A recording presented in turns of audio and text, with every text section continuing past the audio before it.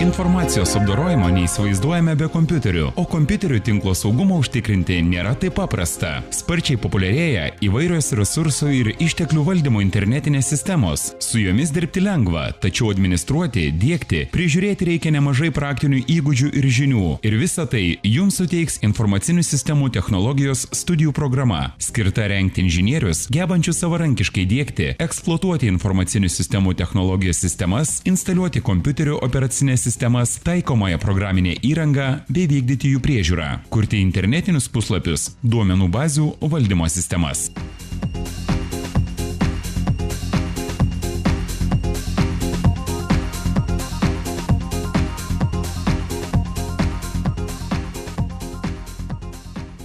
Šiandien mes išmoksime, kaip susikurti DNS serverį. DNS serveris yra toks dalykas, kuris leidžia pasiekti internetinius adresus naudojant www protokolą. Pirmiausia, reikia sužinoti, kokį IP adresą suteikia mums kolegijos serveris, nes mes dabar sukursim DNS serverį šitose kompiuteriuose ir statiniu būdu laukeliuose įvesti tą IP adresą, kurį gaunam iš kolegijos. Nes šiuo atveju mes padarysim virtualiai, kad mūsų serveris, www serveris, bus laikomas kiekviename kompiuteryje atskirai.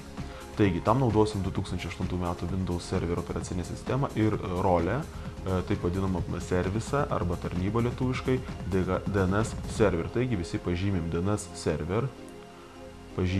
server ir spaudžiam mygtuką Next.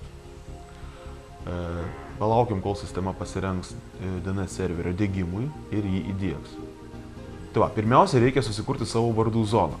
Kiekvienas dabar iš mūsų spaudžiam dešinį pelės mygtuką ir pasirinkam New Zone komandą. Reiškia, sukursim internetinio serverio adresą savo vardu ir galūnę, tarkim, LT. Pavyzdžiui, donatas.lt. Vat zonos varde ir spaudžiam mygtuką Next. Taip. Finish, susikūrė zona. Dabar mes turim būtent savo, įrašom savo vardas.lt, reiškia vardų zoną.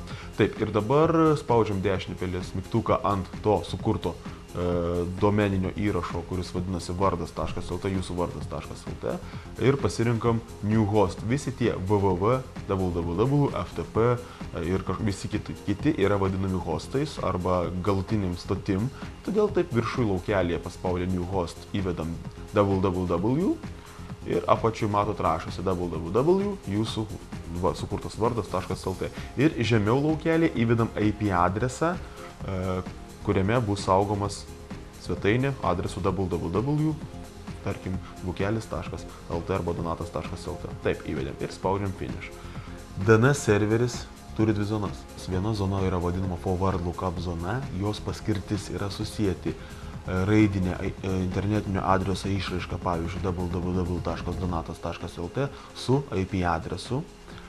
Reverse lookup zona yra skirta susijęti IP adresą su raidinė internetinio adreso išraiška, kad bet kokiu atveju vedant tiek IP adresą, tiek raidinę išraišką būtų galima pasiekti numatytą internetinį serverį. Forward lookup zoną mes jau sukūrėme, dabar kursim reverse lookup zoną. Ties mygtuką susirandam, įvedam IP adresą ir spaudžiam Finish. Toliau būtent dešinį pelės mygtuką ant to įvesto potinklio adreso ir pasirinkę komandą New Pointer įvedam, reiškia, galutinį IP adreso skaičių. Prieš tai mes vedėm potinklio numerį ir tada surandam mūsų užregistruotose įrašuose forward lookup zonos, reiškia, kur yra mūsų tas www, tarkim www vardas.lt ir spaudžiam Finish. Dabar mes esam pasirengę testavimui savo DNS serverio. Atidarom komandinę eilutę, kuri kiekvienoje Windows operacinėje sistemoje ir rašom komandą nslookup.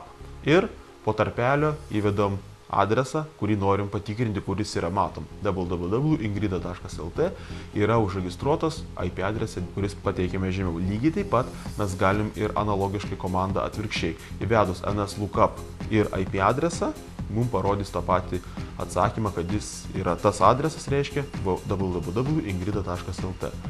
atsidarius internetinį naršyklį ir įvedus adresą www.ingrida.lt atidaro standartinę serverio internetinį puslapiuką, kuris yra numatytasis ir reiškia, matom, kad interneto naršyklės laukelėje įvedam adresą www.ingrida.lt ir matom atidaro standartinį serverio testinį interneto puslapį, svetainę. Tai reiškia, kad būtent mūsų vardų, internetinių vardų serveris arba DNS serveris kuo puikiausiai veikia, nes atidarė ir mes užduotį atlikom korektiškai ir sėkmingai.